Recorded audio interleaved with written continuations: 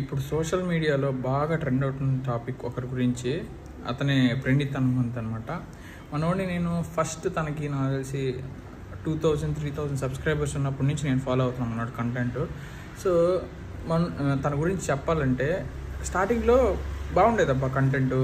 మనోడు కొంచెం డిఫరెంట్గా చేసేవాడు. ఏంటంటే ఒక 4-5 తీసుకొచ్చి సాంగ్స్ గురించి, ఈ సాంగ్ ఎవరిచ్చారని చెప్పి డిఫరెంట్ కాన్సెప్ట్లతో వచ్చాడు అనమాట.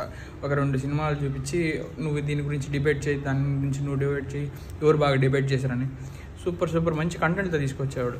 కానీ కంటెంట్ దొరక కొన్ని రోజుల తర్వాత ఏం చేశాడంటే, ఇట్లాగా వీటితో పాటు ఈ ప్రణీత్తో పాటు ఒక 4-5 స్ట్రీమ్ తీసుకొచ్చి రోస్ట్ చేయడం స్టార్ట్ చేశాడు. రోస్ట్ చేయడం స్టార్టింగ్లో బాగుంది, కానీ తర్వాత చాలా ఎక్కువ ప్రతిదానికి మీమ్స్కి మరీ ఓవర్గా అనమాట. దాంట్లో మెయిన్గా అందరూ ప్రణీత్ని టార్గెట్ చేస్తున్నారు, కానీ ప్రణీత్ కంటే కూడా ఇంకోటి ఉన్నాడు దాంట్లో, బ్లాక్ షర్ట్ వేసుకొని మెయిన్ డైలాగ్స్ చెప్పాడు కదా, ఆది. వాడిని అందరూ సైడ్ చేసేసారు.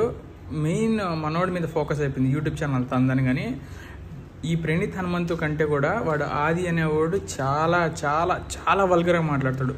ఫస్ట్ ఆఫ్ ఆల్ అసలు అరెస్ట్ చేయాల్సింది వాడిని. ఆది వాడికి ఒక యూట్యూబ్ ఛానల్ ఉంది, కొత్త ర్యాంప్ అని చెప్పి ఒక యూట్యూబ్ ఛానల్ ఉంది అది. సో వాడు మొన్నటికి మొన్న నాకు తెలిసి హీరో కార్తికేయతో ఒక రోస్ట్ వీడియో చేశాడు, కార్తికేయని పెట్టుకొని.